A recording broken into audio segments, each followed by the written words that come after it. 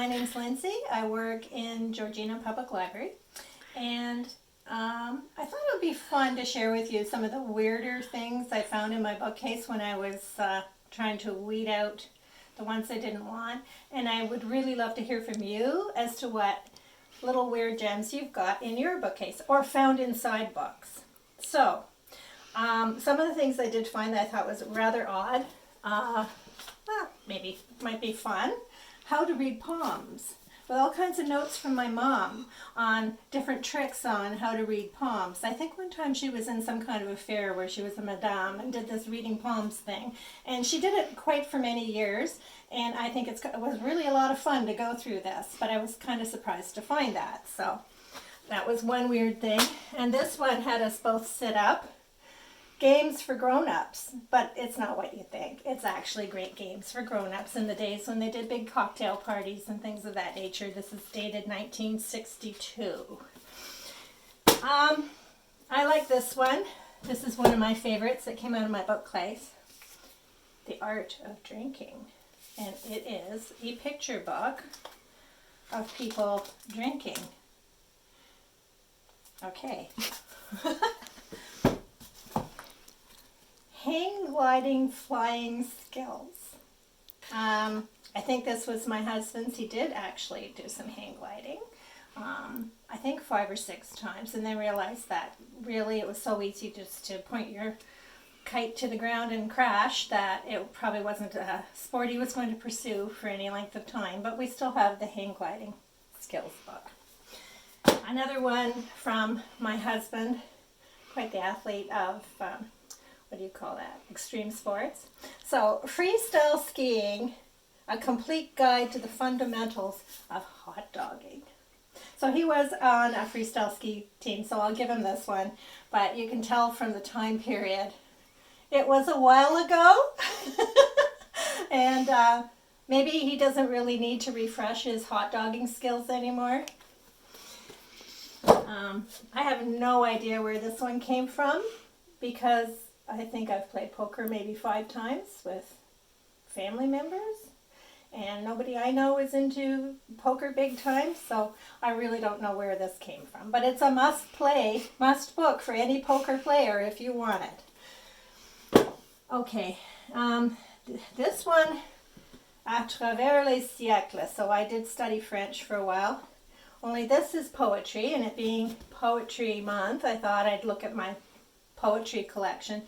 And this is medieval and 18th century French poems in medieval and 18th century French.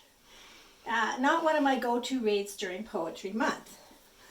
On the other hand, there's some competition for that because I have Latin poetry. And I do remember taking Latin in high school, and I was just flipping through, and the first page I opened to was rather funny, because these poems are actually in Latin. They're not like what I thought at first was like, oh, this is Virgil or somebody in an English translation. No, it's like in Latin.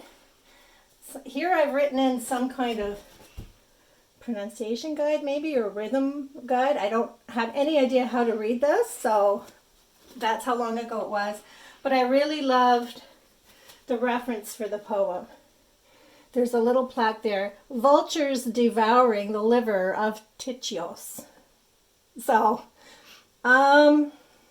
maybe not one of my go-to books for poetry either. It's funny and it's entertaining to see that I kept that for some reason through all of my years of weeding. And I actually had a second one, Catullus, great Roman Latin poet, but it's like in Latin, and then it has references. Like this is like not a light read. So that one's going to. And then I had a ton of books by an author called D.K. Broster. They were all these nice kind of cloth books, came from my parents, I guess. And there were at least 10 or 11 of these. So I am now going to read some D.K. Broster because it must have been worth keeping for somebody. Maybe they're out of print now, who knows. I also found some interesting things inside my book, and one of the more delightful ones for me was a letter that my mother wrote in July 1986, and she typed it out on this nice little typing paper, which I'm sure some of you have never seen before. This is how we used to send our letters. Airmail for the cheapest way to do it. And I thought it was older than that because I can't believe that in 1986 we were still using this stuff. I reached out to my brother and sister just to see what weird things they had in their bookcases, and I think the better ones came from my brother. He has a book called The Book of Epitaphs. It was a gift. It is literally a book of epitaphs. Who would take the time to publish that? I don't know, but you can actually get a book of epitaphs. And he had a book on the history of sledding.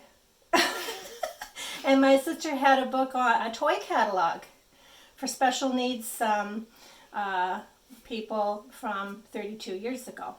So I'm sure you all have gems in your bookcases, and I just would love to hear what you have. So please post on our Facebook page the weirder, funnier things that you find in your bookcases when you decide to weed through them. Thanks. Bye.